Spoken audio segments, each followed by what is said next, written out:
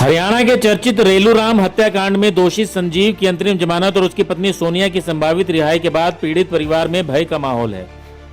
इस मामले में पूर्व विधायक रेलूराम के भतीजे जितेंद्र पूनिया ने अपने अधिवक्ता लाल बहादुर खोवाल के माध्यम से हिसार के पुलिस अधीक्षक से परिवार को सुरक्षा मुहैया कराए जाने की मांग की है। साथ ही कहा है कि वो इस मामले में सुप्रीम कोर्ट में SLP भी लगाएंगे। जितेंद्र पूनिया का कहना है कि दोषी संजीव और सोनिया की रिहाई के बाद उनके परिवार को गंभीर खतरा है।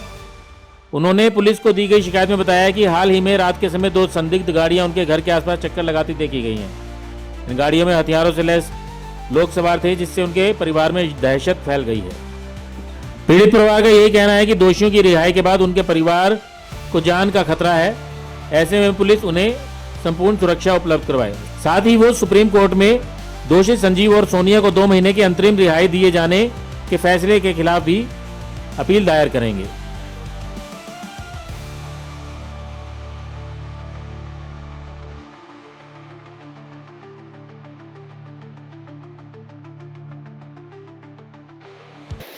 आपत्ति तो ये है जी, 2001 में इन्होंने जो हत्याएं की थी उनको हर जगह से फांसी की सज़ा मिली थी। देरी होने के कारण इनको फांसी टाल दी गई थी इनकी।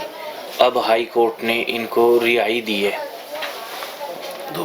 2 महीने की रिहाई दी है और उससे अब ये बाहर आके कुछ भी कर सकते हैं। पहले भी इन्होंने इतना जघन्य अपराध किया हुआ है, दोबारा फिर कर सकते हैं ये। आपको किस बात का डर है? मेरे को डर है जी, ये बाहर आते ही हमारे परिवार को भी मारेंगे, इस बात का डर है।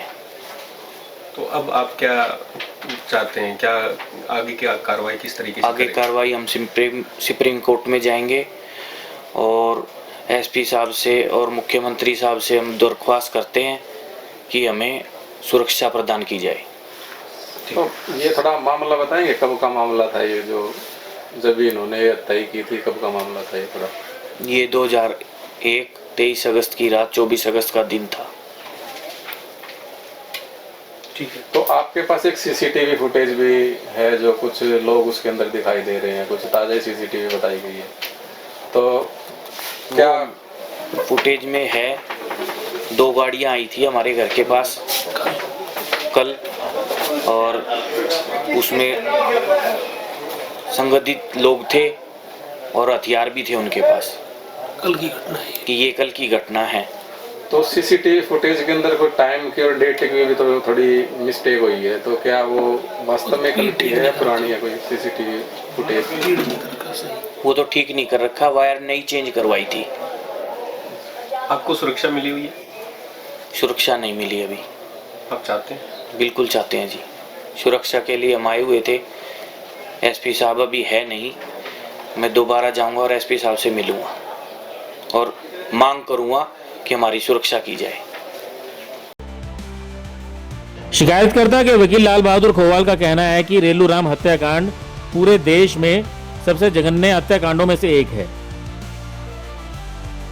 इस मामले में 2001 में सोनिया और उसके पति संजीव ने मिलकर परिवार के 8 लोगों की हत्या की थी। इस हत्या के बाद पूरे इलाके में दहशत का माहौल फैल गया था और लोगों में काफी गुस्सा भी था। हर जगह से उनकी अपील खारिज होने के बाद दोषियों को फांसी की सजा दी गई थी। राष्ट्रपति ने भी उनकी दया याचिका खारिज कर दी थी, लेकिन दया याचिका खारिज करने में हुई देरी के कारण सुप्रीम कोर्ट ने एक आदेश में फांसी की सजा को ताउम्र कैद में बदल दिया था। लेकिन फिलहाल कोर्ट ने उन्हें 2 महीने की अंतरिम जमानत दी है, जिसके बाद से परिवार में दहशत का माहौल है।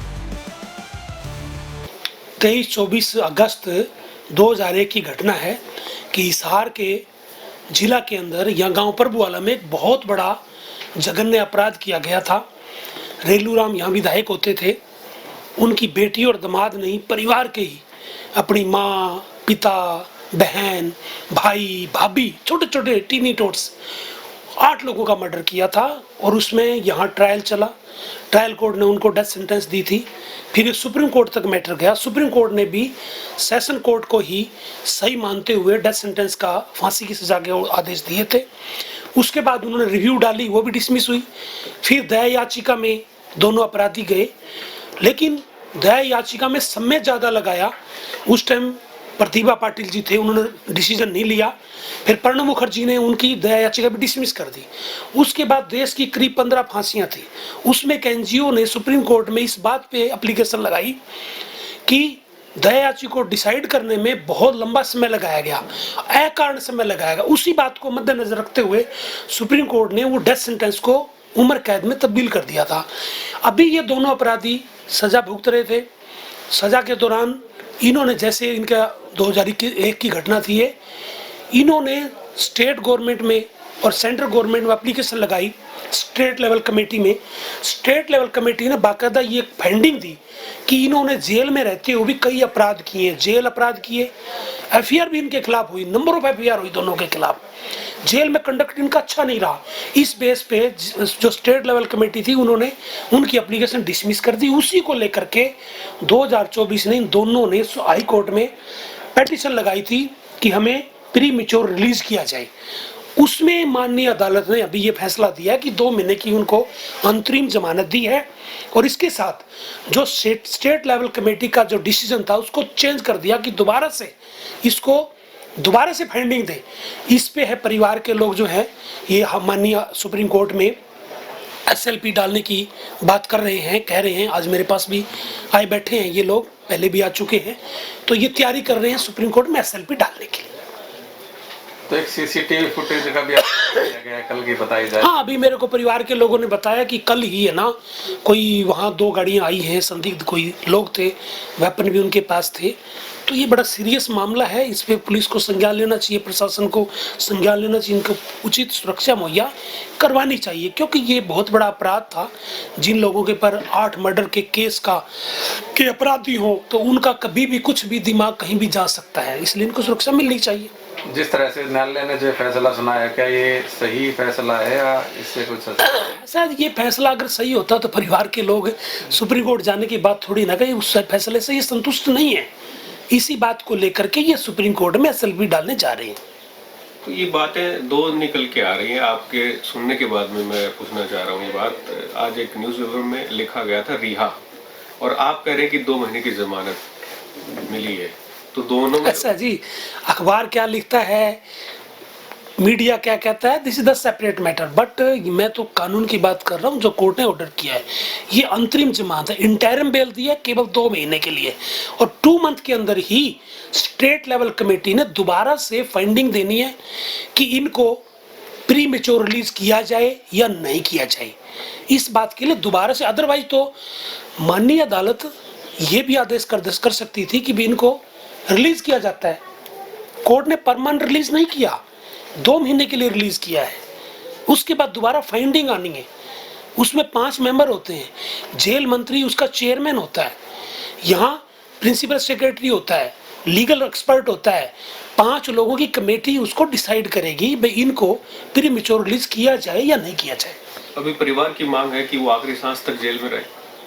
नेचुरल है, परिवार के लोग तो उनका अपना पक्ष रखेंगे, क्योंकि के लिए मांग कर रहे हैं परिवार के लोग, इसलिए आए बैठे हैं। ये रेलू राम हत्याकांड पूरा चर्चित मामला है, तो कितने लोगों की इसके अंदर हत्या की गई थी? ऐसा है जी, ये जो अपराध था इसमें 8 लोगों का मर्डर किया गया था। इसमें रेलू राम विधायक, उसकी पत्नी कृष्णा, उसका बेटा सुनील, उसकी पुत्रवधू शकुंतला और सोनिया की बहन जो मर्डर करने वाली है उसकी बहन पम्मा और प्रियंका, 3 छोटे छोटे बच्चे लोकेश, प्रीति, शिवानी, ये 8 लोगों का मर्डर किया गया था।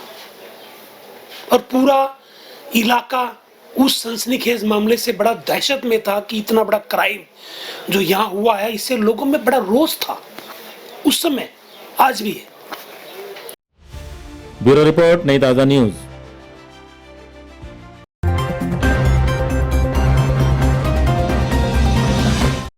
लेटेस्ट वीडियोस के लिए सब्सक्राइब करें हमारा चैनल नई ताजा न्यूज और दबाएं बेल आइकॉन ताकि आप मिस ना करें कोई भी अपडेट।